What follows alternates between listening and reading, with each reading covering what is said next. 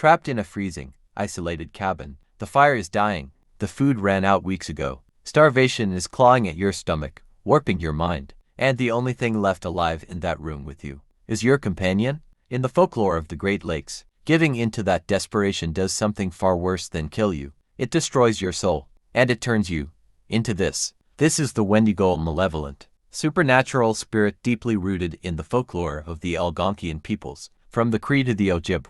To these tribes, it wasn't just a ghost story told around a fire. The Wendigo was a living, breathing metaphor for the literal horrors of winter starvation, isolation, and unyielding greed. The lore dictates a terrifying law of the woods. The moment a human gives into the ultimate taboo-consuming human flesh just to stay alive, the curse takes hold. You don't just survive. You lose your humanity entirely, and you transform. So, what does a Wendigo actually look like? Forget the Hollywood, pop culture version with deer, antlers, and a stag head. The original Algonquian lore describes something much more disturbing. It is a walking corpse, an entity so deathly thin that its gray skin is stretched impossibly, tied over its skeletal frame. Its lips are tattered, chewed completely away because its hunger is so maddeningly intense that it eats its own flesh. It stalks the tree lined with glowing, deeply sunken eyes, rows of jagged teeth, and the overwhelming stench of decay. Worst of all, every time a Wendigo consumes a victim,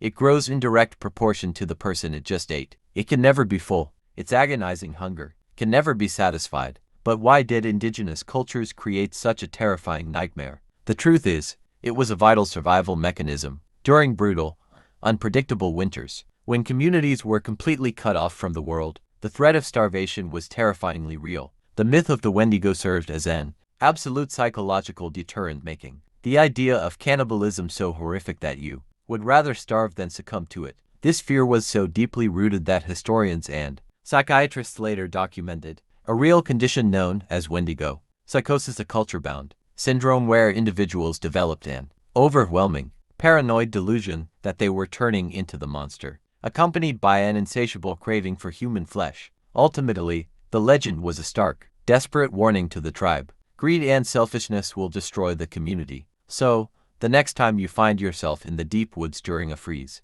and you hear what sounds like a human voice calling out your name, do not follow it. What's the scariest mythological creature you know? Drop it in the comments below, smash that like button, and subscribe for more folklore breakdowns. Stay safe out there.